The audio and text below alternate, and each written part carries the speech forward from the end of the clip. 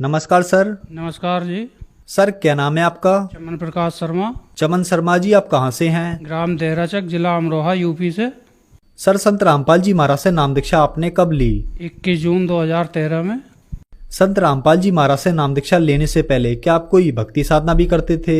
हाँ जी, शंकर जी की भक्ति करता था और हनुमान जी की भक्ति करता था, और एक संत राजेदास जी थे, उनसे भी नाम लिया हुआ था। सर क्या कारण बना कि आप संत रामपाल जी महाराज की शरण में आए? एक दिन मुझे भी पता लगा कि ये गांव वाले जो ये लोग हैं, ये ऐसे ऐसे हरियाणा में किसी संत के यहाँ जाते हैं। तो उन्हीं का ही एक भतीजा उनके पास खड़ा था और बोला कि भी साधना चैनल पे सत्संग आता गुरु जी का, वो देखा करो और तुम्हें सब सवालों के जवाब मिल जाएंगे। तब मैं साधना चैनल पर सत्संग देखने लगा। संत रामपाल जी महाराज का सत्संग 3 घंटे आता था, और मैं लगातार 3 महीने तक वो सत्संग देखने के बाद संत रामपाल जी महाराज की शरण में गया। सर संत रामपाल जी महाराज की शरण में आने के बाद आपको लाभ भी प्राप्त हुए? हाँ जी, लाभ तो बहुत प्राप्त हुए।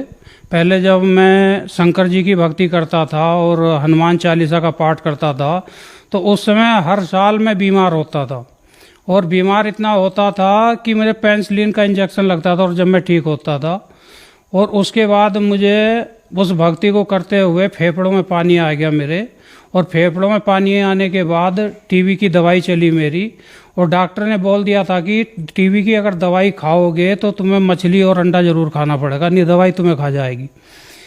तो मरता क्या ना करता, मैंने वो भी करा। उसके बाद जब संत रामपाल जी महाराज की शरण में आया, तो 2013 से आज तक ना ही मुझे कोई बुखार आया और ना ही मैं कोई दवाई खाता हूँ।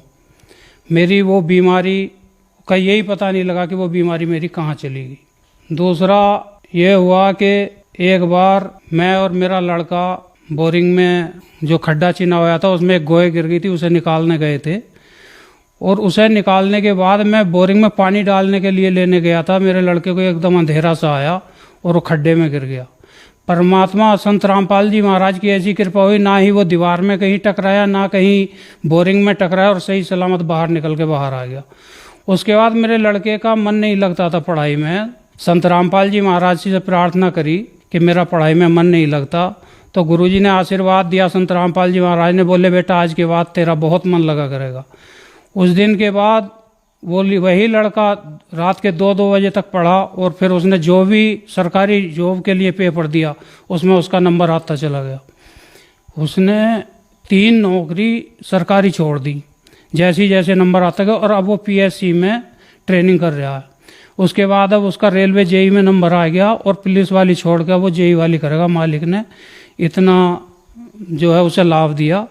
और एक बार मेरी जो पत्नी है वो बुग्गी से गोबर उतार रही थी, तो भैंसा आगे चल पड़ा और उसका बैलेंस खराब हो गया, और बैलेंस खराब होने के बाद ये सिर वाला जो हिस्सा वो नीचे और टांग ऊपर हो गई। और उसके बाद जब मैंने उसे उठाया तो वो बेहोश थी। लेकिन जब हमने गर्दन हिला जुला के देखी, गर्दन ठीक थी, आके परमात्मा के यहाँ दंडवत किया, और कोई दवाई गोली नहीं ली, और आज वो बिल्कुल ठीक है। तीसरे मेरी एक बच्ची थी जो दूध नहीं पीती थी, और वो बहुत हारी हुई थी।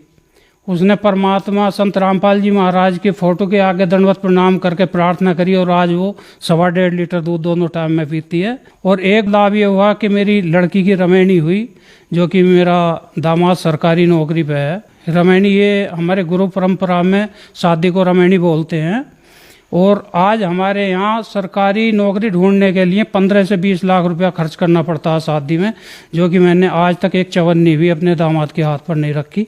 ये मुझे लाभ मिला। और छोटे मोटे लाभ तो बहुत चलते रहते हैं, जैसे कि कोई हमें किसी चीज़ की ज़रूरत होती, परमात्मा के आगे दंडवत प्रणाम करते हैं, गुरुजी की फ़ोटो के आगे, संत रामपाल जी महाराज के आगे, और प्रार्थना करते हैं, और सो ही हमें वो काम हमारा हो जाता है। और जैसे कि किसी चीज़ की ऐसी ज़रूरत होती, अपनी ज़िंदगी में कभी मैंने अपने अकाउंट में 1 लाख रुपया नहीं देखा था, जो कि ये भी एक रिकॉर्ड है। लोग सुनने के बाद भी ये कहेंगे कि भी हाँ ऐसा नहीं हो सकता, लेकिन मैं खुद बता रहा हूँ कि कभी ज़िंदगी में अपना 1 लाख रुपये नहीं। आज मालिक ने पूरी मौज कर रखी, किसी चीज़ की कोई कमी नहीं। संत रामपाल जी महाराज की दया से आज हम पूर्ण रूप से संतुष्ट हैं, और पूरा परिवार हमारा बहुत ही अच्छे से अपनी भक्ति करके उन्हें गुजारा कर रहे हैं। सर क्या आप नशा भी करते थे? हाँ जी, कोई नशा ऐसा नहीं था जो मैं नहीं करता था। और नशा छोड़ने की कोशिश भी करता था, लेकिन नशा छूटता नहीं था। नशा छोड़ने के लिए मैं बीड़ी जेब में नहीं रखता था कि नशा छूट जाएगा, लेकिन जब दूसरा कोई बीड़ी पीता था तो उसका छोड़ा हुआ धुआं मुझे बहुत स्वाद लगता था। मैं कहता दूसरी बीड़ी और लगाओ यार, लगा के दो बीड़ी मुझे। तो कहता था यार तेरे घर की दुकान है, बीड़ी मांग के पीता। तो मैं भिखारी और हो गया था उस नशा छोड़ने के चक्कर में, बीड़ी मांग के पीता था। फिर मैंने बीड़ी रखनी शुरू कर दी। और जब मैं सतलोक आश्रम बरवाला गया तो वहाँ मैंने रोहतक में भी बैठ के शराब पी थी कि अब हमें शराब नहीं पीनी और आज के बाद शराब नहीं पियेंगे। आज शराब भी पी, फिर वहाँ मैंने शराब भी पी। और बीड़ी ख़त्म हो गई थी तो जिंद से जो बस आश्रम के लिए आती है उस बस पे बैठ के मैंने तम्बाकू भी खाया था। उसके बाद आश्रम जाने के बाद मैंने नाम लिया। नाम बिल्कुल ऐसे लिया था कि मुझे कोई ये जानकारी ऐसी नहीं थी कि भी मुझे इसलिए नाम लेना है, लेकिन नाम लिया। और जो मेरे मन में सवाल थे वहाँ भक्तों से जवाब भी नहीं बनते थे, लेकिन जैसे जैसे सत्संग सुनता गया मेरे सारे सवालों के जवाब मिलते चले गए और संतुष्टि होती चली गई। और घर आने के बाद वहाँ से जब मैं रोटी खाए के खाट पे बैठा तो मेरा हाथ ऑटोमेटिक ही सिराने पे गया बीड़ी उठाने के लिए, जबकि मन में कोई ऐसा नहीं था कि मुझे बीड़ी पीनी है। लेकिन हाथ, अब फिर मुझे हंसी आई कि भी बताओ ये अपना हाथ काम पूरा फिर भी बराबर कर रहा। उस दिन के बाद मैंने कोई नशा करना तो दूर में किसी को उठा के भी नहीं देता, ये मुझे लाभ मिले। सर, संत रामपाल जी महाराज से नाम दीक्षा लेने के बाद आपको बहुत सारे लाभ प्राप्त हुए। तो जो दर्शक आज आपको देख रहे हैं वो भी किसी न किसी बीमारी से परेशान है या नशा नहीं छोड़ पा रहे हैं, उनके लिए आप क्या कहना चाहेंगे? उनके लिए मैं यही कहूँगा, जल्द से जल्द परमात्मा का ज्ञान समझे, संत रामपाल जी महाराज का ज्ञान समझे, पुस्तक पढ़ें और टीवी पे उनका सत्संग आता है उनका सत्संग सुने। और सुनने के बाद जो उन टीवी के नीचे पीली पट्टी आती है उस पर नंबर दिए रहते हैं, उन नंबरों पर फ़ोन करें। और हर ज़िले में गुरुजी ने, संत रामपाल जी महाराज ने नामदान सेंटर खोल रखे हैं, वहाँ से नाम लें और ज्ञान प्राप्त करने के बाद में अपना कल्याण कराएं।